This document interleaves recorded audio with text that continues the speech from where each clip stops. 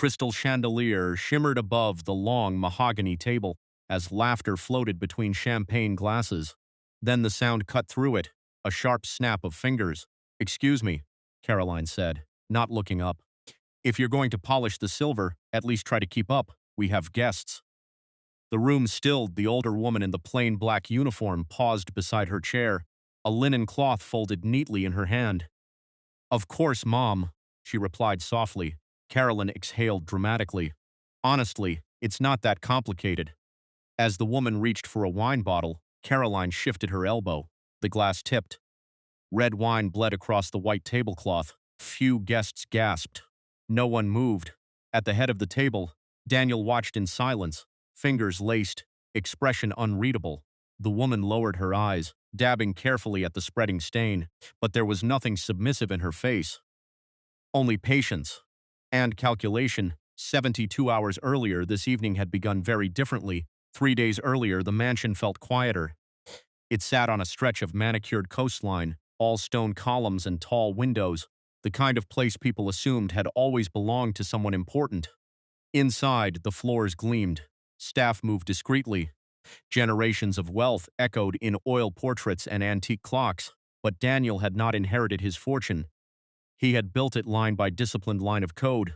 Long before anyone knew his name, he kept his voice low, his circle small, his schedule relentless. His mother, Evelyn, had once stood on factory floors, 12 hours a day, hands raw from assembly lines. After her husband died, she cleaned offices at night to keep Daniel in school. She never spoke about sacrifice. She simply did what was necessary. Carolyn was different, elegant, connected, fluent in the language of influence. Evelyn had watched her carefully. "This isn't suspicion," she told her son gently. "It's clarity. How she treats someone with nothing tells you everything." Only Daniel, the head of security, and the estate manager knew the plan. That afternoon, a new temporary maid arrived. She introduced herself as Mrs. Maris. Caroline noticed her the way people notice furniture briefly, and only if it's in the way. On the first morning, Evelyn stood near the foyer staircase, hands folded neatly at her waist. Caroline descended in a silk robe, phone pressed to her ear. "You'll want to stand straighter," Caroline said, lowering the phone just long enough to glance her over. "It looks more professional." "Yes, Mom," Evelyn replied, adjusting slightly. Later, when Evelyn asked where to place a delivery, Caroline frowned. "You do understand basic English, don't you?" The question hung there, light and poisonous. Evelyn answered calmly. "I do." That afternoon, Caroline handed her a coat without eye contact, fingers releasing the fabric mid-air, as if contact might be contagious. Across the hall, two housekeepers exchanged uneasy glances. The estate manager shifted his weight but said nothing. By evening, Caroline laughed with friends in the sitting room. Honestly, staff should be invisible, background people. Evelyn passed quietly with a tray of tea, her face composed, her eyes taking everything in. Outside, wedding planners arrived. Inside, the pressure began to build. The florist had covered the dining room in peonies and pale roses, sample centerpieces lining the long table. Caroline stood at the head, directing placements like a general. "Why is this card here?" she demanded suddenly, lifting a cream envelope. "The Harringtons are not sitting near the window." No one answered. Her eyes landed on Evelyn, who stood nearby holding a silver tray of sparkling water. "Did you move this? I haven't touched the seating, Mum." Caroline sighed, turning to the vendors. This is what happens when people don't understand discretion. A few nervous chuckles flickered and died. She looked Evelyn over slowly. "And perhaps we could make sure staff look fresher during events. Presentation matters. Everyone is replaceable." The words were soft, deliberate. The tray trembled for half a second, glass rims ticking together like distant chimes. Then it steadied. Across the room, one bridesmaid pressed her lips together, clearly uncomfortable. She said nothing. Daniel stood near the mantel, arms folded, watching Caroline, not his mother. The air felt heavier now. And tomorrow night the rehearsal dinner would bring everyone together. The rehearsal dinner glowed with candlelight and polished crystal. Every seat filled. Carolyn's voice carried easily. "I asked for the silver to be finished 20 minutes ago. How slow can one person be?" Evelyn stood beside her chair, cloth folded neatly in her palm. I apologize for the delay, she said. Carolyn gave a thin smile. Perhaps it's time we consider refreshing the staff after the wedding.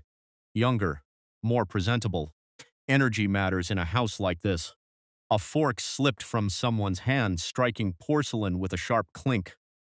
The sound seemed louder than it should have been. No one defended her. At the head of the table, Daniel leaned back slightly. Are you sure that's how you want to handle this? He asked. His tone even. Carolyn laughed under her breath. Daniel, please. Standards aren't cruelty. She turned back to Evelyn. Clean the spill, properly. Evelyn placed the wine bottle down with careful precision. The red stain spread slowly across white linen. Her hands were steady now. The silence pressed in from all sides. And then she finally spoke. Evelyn lifted her gaze from the stained tablecloth and removed the black apron, folding it once, neatly, before placing it on the table. Thank you, Caroline, she said gently. You've demonstrated your values very clearly. A few guests shifted in confusion. The estate manager stepped forward, voice formal. Mrs. Evelyn Harper, would you like me to handle the rest? Caroline blinked. I'm sorry, what?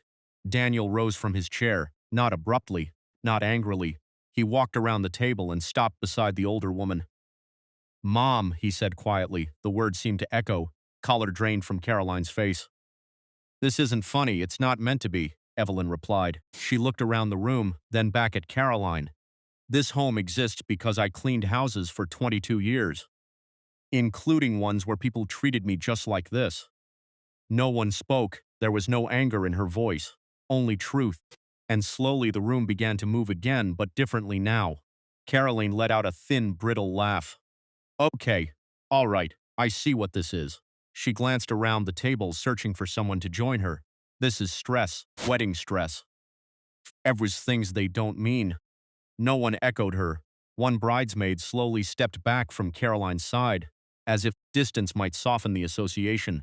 A vendor focused intently on packing floral samples that didn't need packing. Caroline's smile faltered. Daniel, tell them. Daniel reached for his left hand. He slid the engagement ring off with deliberate care and placed it on the table beside the folded apron. The small sound of metal against wood seemed impossibly loud. This wasn't about a mistake, he said calmly.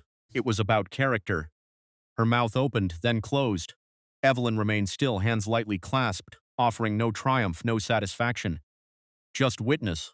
Around the table, the balance of power shifted without a single raised voice. And what had begun as a private humiliation was no longer confined to the room. By morning, the engagement was over. There was no dramatic press conference, no public spectacle. A brief statement confirmed the wedding had been called off. Those who needed to understand understood. Caroline's family business, an upscale hospitality group that had anticipated the merger of influence, began facing quiet questions from partners. Investors, who had been eager about a joint venture with Daniel's firm, reconsidered. Meetings were postponed, then canceled. A charity board Caroline had been courting for months sent a polite notice. They were moving in another direction. No one mentioned the rehearsal dinner directly. They didn't need to. Reputation travels faster than gossip in certain circles. Doors simply stop opening. Weeks later, Daniel announced a new foundation initiative dedicated to protecting and advocating for domestic workers' dignity and workplace rights. Mandatory respect and equity training became policy across all estate operations and affiliated companies. Carolyn released a carefully worded statement about personal growth. It read well. It changed nothing. Accountability, once exposed, cannot be polished into something else. As the weeks passed, the mansion grew quieter again. But it did not feel the same. By early autumn, the gardens had turned gold. Evelyn walked the stone path without a uniform, without lowered eyes. The staff greeted her by name now, not out of obligation but affection. Conversations felt easier. Laughter carried farther across the trimmed hedges. Inside, the mansion remained as grand as ever, polished floors, tall windows, the same chandeliers casting evening light. But something subtle had shifted. People stood a little straighter, not from fear, from understanding. Daniel joined his mother near the fountain one afternoon. Thank you, he said. Simply, she brushed a fallen leaf from the bench before sitting. Wealth reveals people, she told him. It doesn't change them. He nodded. Absorbing it around them, the household moved with quiet confidence. Expectations were clearer now. Respect wasn't implied by status or requested in whispers. It was required. And perhaps beyond those gates, that lesson mattered even more. Some people mistake kindness for weakness. They confuse silence with surrender. They assume the person polishing the silver has no power at all, until they realize they were being seen. The real measure of character isn't how someone treats their equals, their investors, their dinner guests. It's how they treat the person who cannot advance them, impress them, or repay them. The one they believe doesn't matter. Power doesn't create integrity. It exposes it. So let me ask you, if you discovered someone you loved mistreated people they believed were powerless, would you call it stress? Or would you call it truth? Do you think someone can truly change after being exposed like that? Share your thoughts below. And if stories about dignity, power, and real consequences matter to you, consider subscribing.